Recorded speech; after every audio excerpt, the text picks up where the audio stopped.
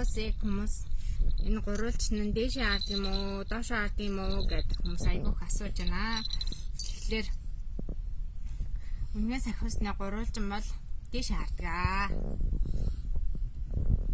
Ном журмын дээшээ харддаг сац хэлбэрийн дээшээ харсан гурвалжин гэсэн үг. За тэгээд энэ